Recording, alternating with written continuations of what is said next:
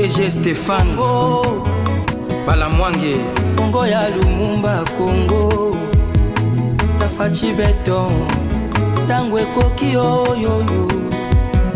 Tangwango yango yo ekoki Tolanda kango Papa Stéphane Balamwange oh yeah.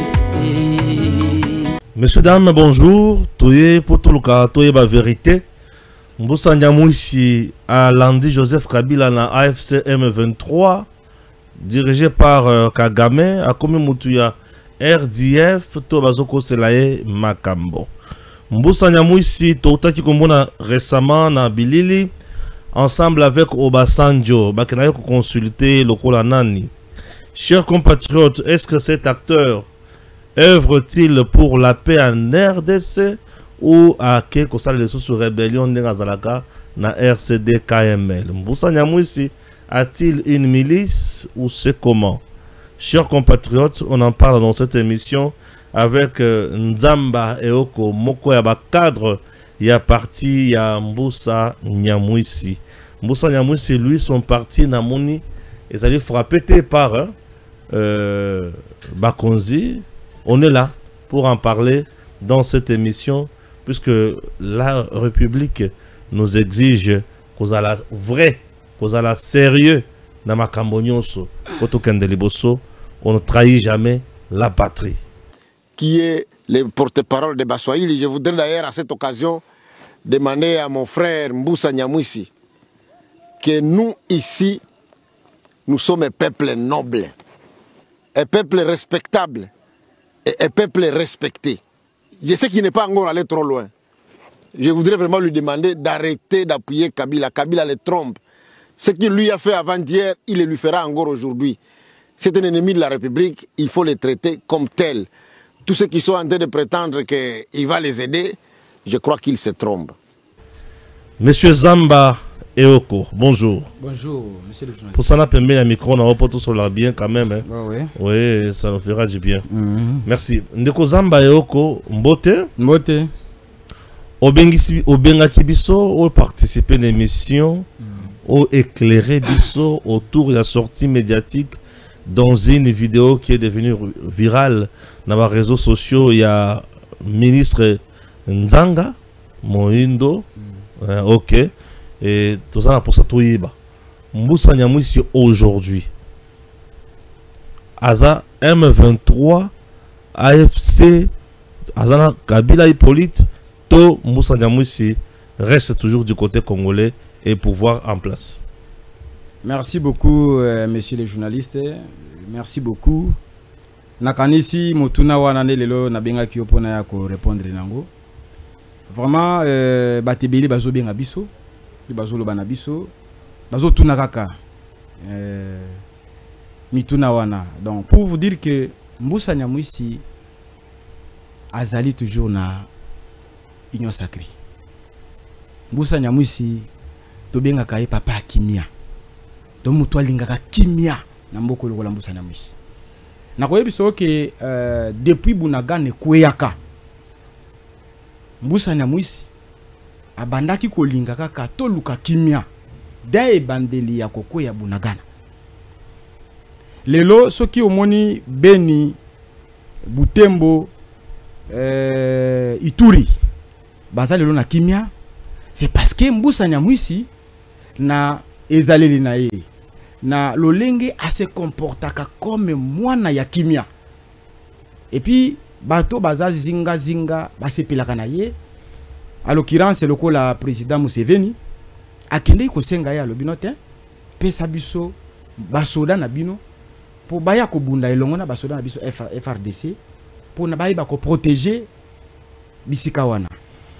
Donc s'il y a une opération conjointe UPDF et FRDC na Ituri, c'est grâce à Mboussa Nyamouissi. C'est grâce à Mboussa Nyamouissi. Donc leadership wana lelo c'est Mboussa Nyamouissi. Or, ceux qui bazu Beni, bazu Butembo, donc qui s'en est quoi? Vous voyez un peu ça? Donc, par rapport aux gens qui parlent, Mboussa Nyamouissi a na tournée diplomatique. Donc, azo luka kimia na bao ba yebiye na libanda pour que aya kopesa biyano na obisu tozozela. Mbusa Nyamwisi a la tournée diplomatique. Récemment, on l'a vu en Afrique du Sud. Vrai ou faux? Oui. Récemment, Joseph Kabila en Afrique du Sud. Vrai ou faux? Oui, Joseph Kabila Zaki en Afrique du Sud. Alors, on a vu également Obasanjo Koyamba, Joseph Kabila na Mbusa Nyamwisi. Vrai ou faux? Non, c'est faux.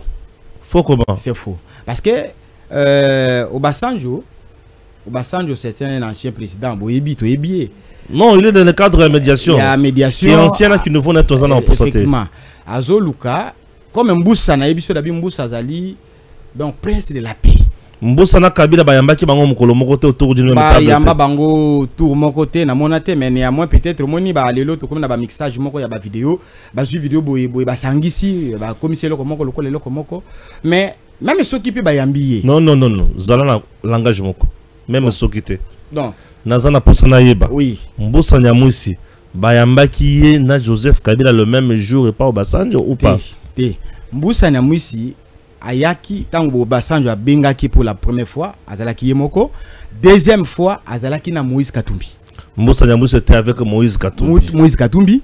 Alors tout ça il ne parlait que pour la paix et même Obasanjo wana nde ayaki ti awana Kinshasa ko yamba mape pas président de la République.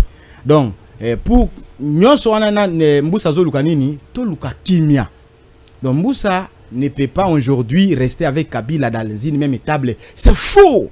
Mbusa n'a pas rejoint Goma pour intégrer M23 à AFC. Bon, Omoni Ezali Biloba Loba, ce n'est que normal parce que les réseaux sociaux. Mais Moïno Zangi, c'est quand même un monsieur qui a beaucoup d'informations. Hein? Bon, Moïno Nalingi Koloba Mingi Pona Moïno Zangi te parce que Moïno Zangi Lobia wa Lobaki. Abi Mamadou Ndala za oncle naye général nani o akufaki oyo alobaki baza ba oncle naye mais lelo bana Mamadou Ndala bazolela ya za ministre d'état akoyi kozwa moko te ya mwana moko akomisie kuna donc aza bon nakoloba nini bato bayebi nanu Moïno Zangi te Moïno Zangi je me pose la question parce que toza na muyaya oyo azali ministre ya communication mais Moïno Zangi akomi mena ministre ya communication ya mibale oyo ba communication na ye ezali nini pona ko nuire oyo ezali mwana mboka oyo azosenga kimia na bari ba oyo nyonso nani mwana mboka honorable Mbusa Nyamwisi azosala Moïno Zangi akoki ko sala telo komoko te. Moïno Zangi problème na ezali nini il est populiste donc ya lingi kolobaka mwa mingi bato bamona kaye bayo kaye lelo na yeko contredire yo devant yo et ce qui azana bato na ye atinda bango na émission awe pa na yo comme ça aya ko démontrer biso bisika oyo azali na Goma et à votre information bakisha bana Kinshasa bazolanda biso Congo mobima bazolanda biso nazo yebisa batu honorable Antipas Mbusa Nyamwisi n'est pas égal à Moïno Nzangi. Moïno Nzangi aza bébé. Alors les relations que honorable Mbusa Nyamwisi azanango Moïno Nzangi nana communauté pour avoir fait la rébellion oui négatif non seulement les rébellions même les rébellions wana rébellion ezalaki nini c'est pour la protection les rébellions ya Mbusa Nyamwisi ya monde président Kabila président plutôt Félix azanango yango président lelo azala c'est-à-dire muto ya bundaki mais tellement soukisa quitté parce qu'il n'avait pas le pouvoir comme tel alors lelo toujours bunda lisusu elongo na président Azaka RCD KML ouais entre temps tozaki na RCDP Rwanda RCD Goma RCD Goma a massacré les Congolais hein. Effectivement RCD KML lui a fait quoi RCD KML objectif kubunda na ya Mbusa Nyamwisi zalakinde pour la protection parce que vous savez soutenu par quel pays vous savez bon il y a des pays il y a que les occidentaux qui soutiennent avant même de soutenir ça je vais vous dire que le peuple nandais c'est un peuple bien instruit et bazana ba moyen na bango et les Rwandais les convoitisent et qu'est-ce qu'il lui faut il faut qu'il y ait un leader qui a des racines un leader qui est connu d'où Mbusa s'est fait leader pour kobundela bana wana dozo mona lelo Butembo wana ezoko yate Beni wana ezokoya te, Ituri ezokoya te, c'est parce que diplomatie agissante ya mwana mboka honorable député national, mwana mboka azobunda pona ko apporter un plus na mboka na biso. Apporter un plus na mboka na biso. Mais Moïno Zangi a rejoindre avec sa milice Kabila pour bakomisa M23 makasi tellement qui armée rwandaise de Fozonga d'ici là. Est-ce que Moussa Nyamwisi a une milice? Est-ce que nana bosani Moïno Zangi a na ba élection passée a Ibsaka biso alobi Kabila égale Félix. Mais lelo a commis président ya ba Wazalendo. A comme président ba Wazalendo ba comme kopesa mbongo pona ba Wazalendo wana azozwa. Mais la fait justifie.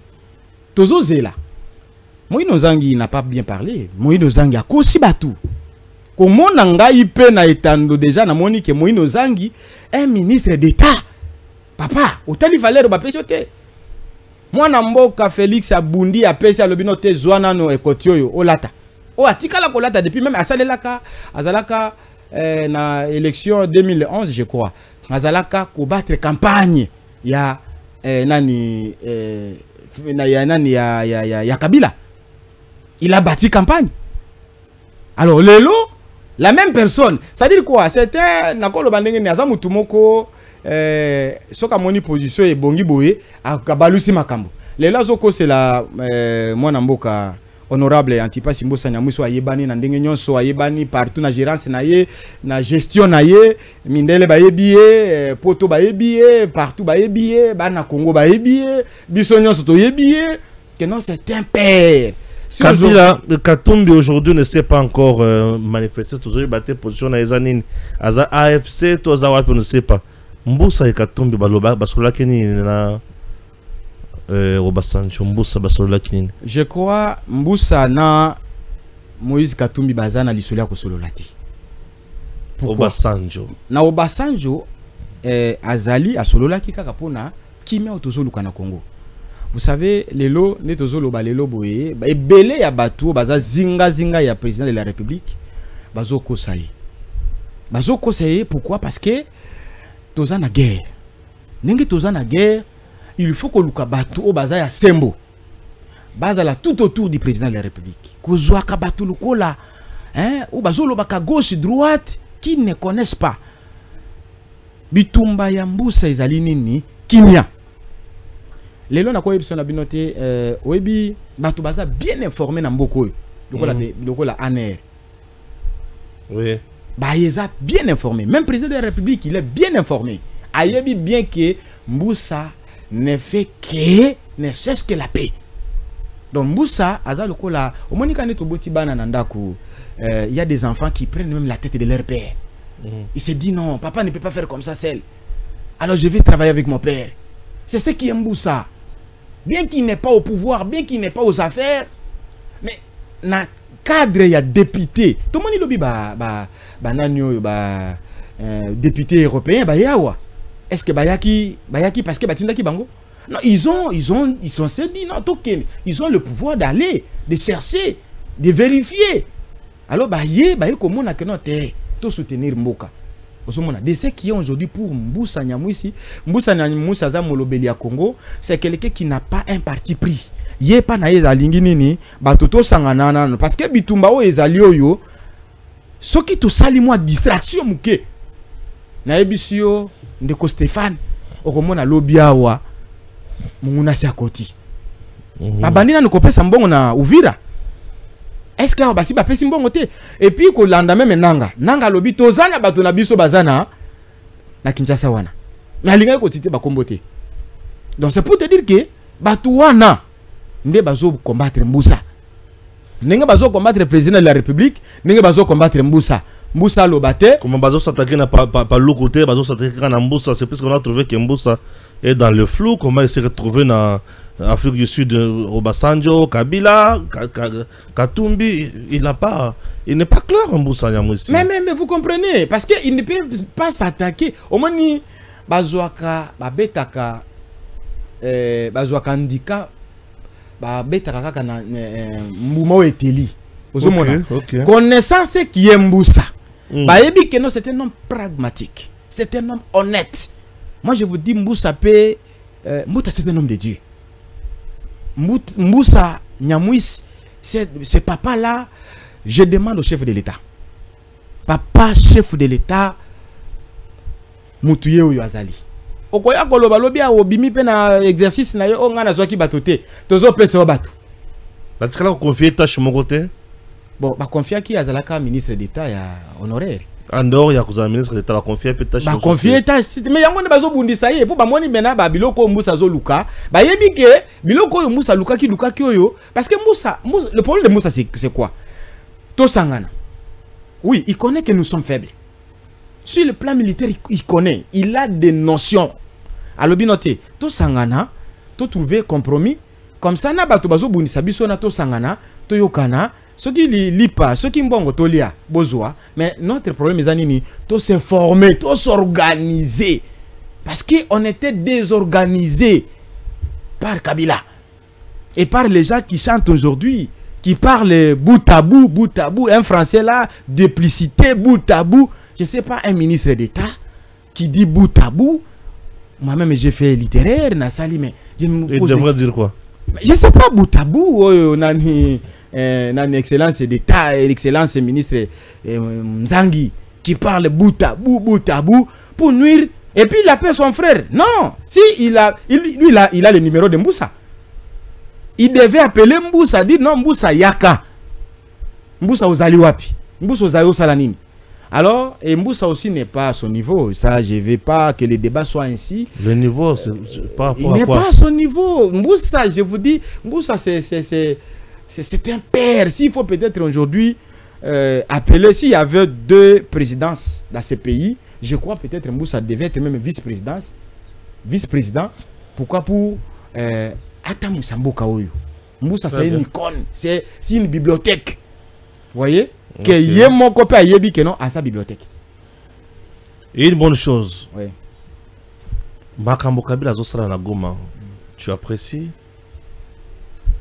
Kabila, moi je suis passé dans beaucoup des émissions, de mes émissions. Dans le Baki Kabila, moi je l'avais dénoncé depuis. Kabila, ce n'est pas le nom de Kabila là, c'est pas son nom. Son nom c'est Kanambi. Oui. Alors, donc c'est un Tutsi qui est venu. Alors, il veut Azo Salanine. Alors, il a faire laver Ndekonaye, nani Rwanda, ou ya Bomi Biso, et puis Azo continue ko Boma, parce que Rwanda, vous croyez que non, il y a ces 3 tribus, Hutu, Tutsi, na tribu Masusu et Zakawana. Maintenant, entre un petit pays, la province Nabiso, Moko, mais ils ne s'attendent pas. Ils se tuent. Alors, il y a même mémoire Rwanda. Kouye la biso kolone la biso ya biloko ya tribalisme biloko ya nini olobi likambote ba yeba kende kinango et yango moni bazala kilobi ba fruit wana ezali pa bato bazozo lelo pouvoir o ndiko la ba Moïdo Nzangi wana koloba lo bele vous parlez pour ne pas comprendre les gens, vous parlez pour faire kolingate que note ndeko na ya bimate bato ba mona kambusa lo baka mingi ti. Mais c'est un bon père. Et je l'appelle, c'est un père. Merci beaucoup. Merci. Toraki Rokine Musika Mingite. Okay. On devrait parler uniquement de Boussa sur base ya Maye Balobaki et pas ya Moïno Nzangi. Alors, Boïti Koyo ka réplique ya Mboussa, ya Moko ya Bakadre ya Mboussa. Ce qu'on doit retenir, c'est du jeu direct. Ouais. Et ça, moi, mon coup, c'est pour ceux qui vidéo et qui batuma mona. Na tuni mutune ya liboso. Mboussa Nyamwisi akutana kina Obasanjo. Pona nini na yebisa que na lobino Mboussa azana tournée diplomatique. Mboussa azana tournée diplomatique pour la paix. Oui. Tournée diplomatique na pour la paix. Akutana ki son Joseph Kabila? Non. Akutana Joseph Kabila te. Mboussa Nyamwisi azana Goma na milice na ye to azawapi. Na lobisa que na bino Mboussa Nyamwisi azana Goma te, il azana tournée diplomatique, il est tenté toujours de chercher la paix. Na bato bazoluka baolinga biso kimiate. Mboussa Nyamwisi, il n'a pas de milice. Mboussa Nyamwisi n'a pas de milice, il ne peut pas aussi avoir de milice. Mboussa Nyamwisi fait partie toujours à l'Union sacrée. Effectivement. Mboussa Nyamwisi, il est deuxième cerveau et chef de l'État. Deuxième cerveau et chef de l'État. Oui. Pendant que le chef de l'État est en train de réfléchir, Mboussa aussi réfléchit à la place aussi des chefs de l'État pour trouver toujours la paix. Mboussa Nyamwisi asali rébellion te asali rébellion te akosala ka peta mokolo moko pété parce que rébellion na ezala ki ndepona batuchi wana et alors comme il a vu son frère en train de combattre maintenant biloko wana donc il n'est que yazaka mutu yazo appuyer ye pour bakende pour balongola biloko wana makambo moino zangi alobi za lokuta ala lokuta d'abord ye alobaka biloba loba depuis kala to sito ye ba ye alobaka na no Félix afingi na no Félix lelo pe akomi ko applaudir Félix alors akomi ko finga pe muta finga papa azo continue ko finga ya mesana ko finga bato ya mesana ko finga hein asa muta lokuta ko kiko za na bitu nini tango moyindo zanga zoloba makambo wana bit ezali nini bit ezali na politique c'est-à-dire comme il est lui le nandé Mbusa za munande alors il faut Mbusa tikala yeba tombola ezali guerre ya leadership entre banande leadership wana mais akoko kati banande oyo ebi bazana gouvernement nani bon nayebi ye azali Julien Paluku azali Julien Paluku azali ah oui Olingolo bake moyino zangi na Julien Paluku basali dio pour na kotelemela Mbusa. Bon dire dio c'est trop dire parce que Moïse nani moyindo zangi yenda autour babiloba lobanaye bon est-ce que Paluku alobaki le komabe? Paluku bon je sais pas pour le moment je n'ai là ou alobité moyen pena lobezate mais na yende ko yebisa baki bana Kinshasa ou bazolanda biso na binote Mbusa biloko bomoni na ba Facebook wana ezande bato mitema mabe Mbusa ake pa ya ba rebelle te akokenda kata mukolo moko te. Merci beaucoup. Merci beaucoup. Wana zaki résumé ya makambo to tikoloba awa na banzi ete atato kati yango bato bako landa yango malamu pe na mukuse bako comprendre. Chers compatriotes to komina suka ya entretien na biso nandeko Nzamba Eoko cadre et membre ya parti politique RCD KML kaka. Ouais. Ezaka RCD KML tilelo. Oui. Ah OK.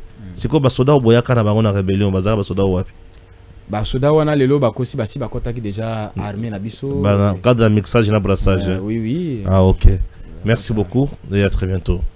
DG Stéphane Balamwange Congo ya Lumumba Congo Tafachi Beton Tangwe koki yo Tangwango yango yo ekoki Tolanda kango Papa Stéphane Balamwange oh yeah